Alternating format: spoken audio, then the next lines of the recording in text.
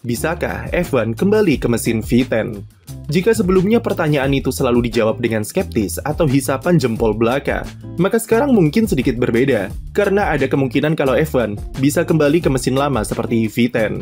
FIA sudah membuka diskusi dan cukup serius pertimbangkan mengembalikan mesin V10 ke balap F1 yang terakhir kali dipakai pada musim 2005. Ide tersebut dikeluarkan langsung oleh Presiden FIA Mohammed bin Sulayem lewat postingan di Instagram pribadinya beberapa pekan yang lalu.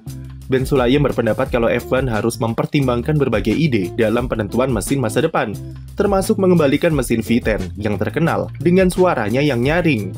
Bahkan jika kita tarik ke tahun lalu, CEO F1 Stefano Domenicali juga memberikan indikasi jika F1 akan memakai lagi mesin-mesin bersuara keras untuk menambah daya tarik. Ide itu didasari terhadap penerapan sustainable fuel atau bahan bakar berkelanjutan alias ramah lingkungan, yang apabila bisa mencapai target 0 emisi, maka F1 dinilai tidak memerlukan lagi konfigurasi mesin yang rumit dengan komponen baterai hybrid yang berat. Jadi paling tidak dari dua pernyataan itu menunjukkan kalau FIA dan F1 sejalan dengan ide mengembalikan lagi mesin V10. Namun tentu banyak pro dan kontra, mengingat F1 saja musim depan akan alami pergantian regulasi mesin dengan konfigurasi yang masih memakai V6 turbo dengan perbedaan besar dari segi teknologi hybrid. Ada juga yang menilai kalau pernyataan Ben Sulayem itu hanyalah cari muka atau cari simpati dari fans F1. Atau yang lebih jauh lagi, Ben Sulayem sedang mengais dukungan untuk kepentingan pemilu supaya dia terpilih lagi menjadi presiden FIA periode kedua.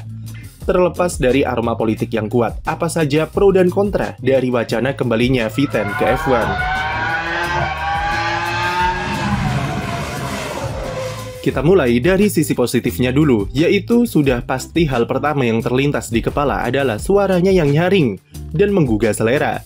Tak bisa dipungkiri lagi kalau konfigurasi mesin V10 lebih menyajikan suara mesin yang keras, apalagi dulu bisa mencapai 18-20.000 RPM. Suara nyaring melengking sudah menjadi DNA dari mobil F1. Bahkan ketika sudah memasuki era hybrid sekalipun, banyak orang yang masih mengasosiasikan F1 dengan suara yang melengking. Ada semacam hubungan emosional dan nostalgia setiap kali fans F1 menonton potongan video dari mobil F1 di era awal 2000-an. Daya tarik soal suara keras inilah yang jadi salah satu alasan kenapa Domenicali dan Ben Sulayem mempertimbangkan untuk kembalikan mesin V10. Apalagi dengan penonton F1 yang semakin banyak dalam 4 tahun terakhir, tentu kesempatan yang bagus untuk memberikan sajian yang lebih menarik dan mengembalikan identitas jet darat sesungguhnya yang sudah lama hilang. Selain itu, konfigurasi mesin lama juga dinilai lebih murah dan lebih simpel dari mesin di era sekarang yang sangat kompleks dengan tambahan teknologi hybrid. Mesin V6 turbo hybrid yang dipakai saat ini kabarnya bisa memakan biaya sekitar 20-30 juta dolar, baik itu dalam pembuatan, pengembangan, sampai maintenance. Sedangkan V10 dengan konfigurasi naturally aspirated diklaim hanya butuh sekitar 10-15 juta dolar saja, atau bahkan bisa kurang dari itu. Jelas sangat bersahabat untuk tim-tim kecil atau pabrikan-pabrikan semenjana jika mereka ingin bergabung ke F1, seperti Cosworth misalnya.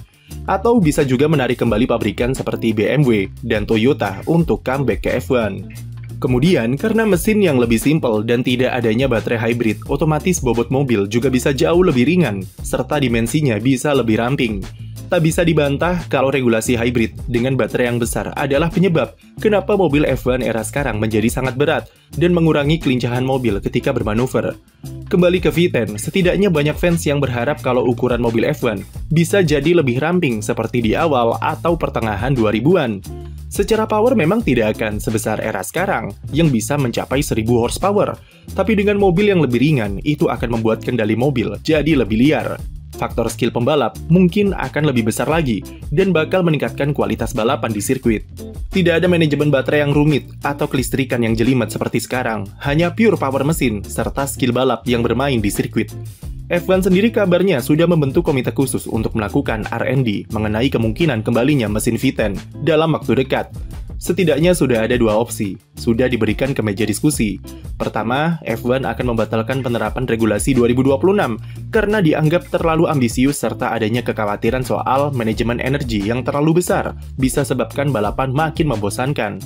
Selain itu ada potensi masalah safety karena perbedaan kecepatan ketika recharge energi dan mode normal cukup besar. Regulasi mesin saat ini akan diperpanjang 2 tahun sampai 2028, sebelum kemudian beralih kembali ke mesin V10 dengan sustainable fuel. Lalu opsi kedua, regulasi 2026 tetap berjalan, namun hanya diberi waktu penerapan selama 3 musim saja, sampai 2029. Regulasi 2026 terlanjur sudah diketok palu dan pabrikan sudah kembangkan mesin sampai tingkat lanjut, terutama Audi, yang bakal terancam tidak jadi join F1 jika regulasi barunya batal. Mereka akan jadi pihak yang paling dirugikan dan bisa menuntut F1 serta FIA secara hukum kalau regulasi 2026 batal. Masih ada waktu sampai musim panas untuk menentukan regulasi apa yang bakal dipakai F1 tahun depan. Tapi untuk saat ini paling realistis adalah opsi kedua, karena regulasi 2026 sudah terlanjur disepakati dan dikembangkan oleh tim serta pabrikan. F1 juga masih harus riset lebih dalam soal kemungkinan pakai V10 dengan sustainable fuel. Ada banyak pertentangan atau hal kontra terhadap wacana tersebut. Pertama dan yang paling utama tentu adalah tantangan soal komitmen F1 untuk membuat balapan yang lebih ramah lingkungan jadi dipertanyakan. Memang, Domenicali berencana jika bahan bakar berkelanjutan bisa mewujudkan nol emisi, maka F1 tak perlu memakai mesin yang rumit seperti di era hybrid dan bisa kembali pakai mesin konvensional seperti V10. Sebenarnya itu ide yang masuk akal karena jika bahan bakarnya sudah tidak menghasilkan emisi, maka kembali ke mesin yang lebih simpel dengan bersuara keras adalah solusi yang oke untuk membuat F1 seperti dulu lagi. Apalagi ide itu sudah diuji coba sebelumnya ketika Sebastian Vettel melakukan demonstrasi dengan mobil Williams FW14B dan McLaren musim 93 yang memakai mesin V10, tapi ditenagai oleh bahan bakar berkelanjutan. Belum lagi mobil terbaru karya Adrian Newey, yaitu RB17, juga memakai mesin V10 dan diklaim bisa memakai bahan bakar yang lebih ramah lingkungan. Tapi masalahnya adalah bahan bakar berkelanjutan itu bukan hanya soal gas emisi, tapi juga konsumsi bahan bakarnya, seberapa efisien atau seberapa hemat. Di mesin era sekarang, konsumsi bahan bakarnya adalah sekitar 35-38 liter per 100 km, dengan maksimal tangki bahan bakar yang boleh diisi adalah 110 liter dalam satu balapan. Pada 2026 nanti, dengan power mesin combustion yang dikurangi, ditargetkan konsumsi BBM bisa mencapai angka 20-22 liter per 100 km, dengan kapasitas maksimal tangki akan dikurangi sampai 70 liter dalam satu balapan. Jika kembali memakai mesin silinder besar seperti V8 atau V10, apalagi dengan suara yang nyaring dan butuh RPM tinggi, maka otomatis bahan bakar yang dimakan juga lebih banyak. Dahulu saja konsumsi bahan bakar mesin V8 sejak musim 2010 sampai 2013 bisa mencapai lebih dari 60 liter per 100 km. Meski memakai bahan bakar ramah lingkungan, tapi aspek berkelanjutan jelas tidak terpenuhi jika mesinnya boros BBM. Namun teknologi F1 zaman sekarang sudah sangat canggih, di mana pabrikan sudah punya metode untuk buat pengapian di mesin jadi sangat efisien, dan konsumsi bahan bakar bisa dikurangi secara signifikan. Masalahnya, teknologi tersebut adalah salah satu alasan yang membuat pengembangan mesin V6 turbo sekarang jadi sangat mahal.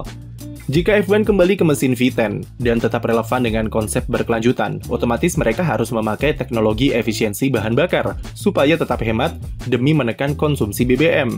Biaya yang dibutuhkan ujung-ujungnya tetap lebih dari 20 juta dolar, karena teknologi efisiensi BBM bukanlah sesuatu yang sederhana. Belum lagi biaya yang dibutuhkan ketika harus transisi dari teknologi hybrid ke mesin natural yang tentu tak sedikit. Tidak semua pabrikan mobil juga ingin kembali ke mesin V10 karena mereka sudah investasikan miliaran dolar untuk mengembangkan teknologi hybrid. F1 di sini sepertinya iri dengan balapan sebelah yang kebanjiran pabrikan baru di kelas tertingginya. WEC sedang menikmati masa-masa jayanya dengan kelas hypercar dan LMDH yang sukses besar dengan banyaknya pabrikan yang balapan di sana, terutama keberadaan Aston Martin Valkyrie yang memakai mesin V12 di sana. Kunci dari kesuksesan WEC mendatangkan banyak pabrikan adalah fleksibilitas dalam pemilihan konfigurasi mesin dan sasis, serta murahnya biaya yang dibutuhkan, baik itu dari aspek produksi ataupun operasional. Di WEC, satu musim saja tidak sampai 20 juta dolar untuk menjalankan satu tim hypercar secara keseluruhan. Dan F1 tidak mungkin bisa seperti itu dengan 24 balapan di satu kalender. F1 juga tak bisa menyajikan fleksibilitas konfigurasi mesin serta sasis, karena tidak sejalan dengan konsep Pinnacle of Motorsport. Tapi satu hal yang bisa dipetik dari WEC adalah mereka tetap mempertahankan teknologi hybrid dan berhasil menarik minat banyak pabrikan besar dengan kualitas balapan yang top. Artinya yang bermasalah bukanlah pada teknologi hybridnya, tapi lebih kepada bagaimana F1 dijalankan dengan regulasinya yang super rumit dan besarnya biaya yang dibutuhkan untuk menjalankan satu tim, atau mahalnya biaya produksi mesin adalah problem sebenarnya.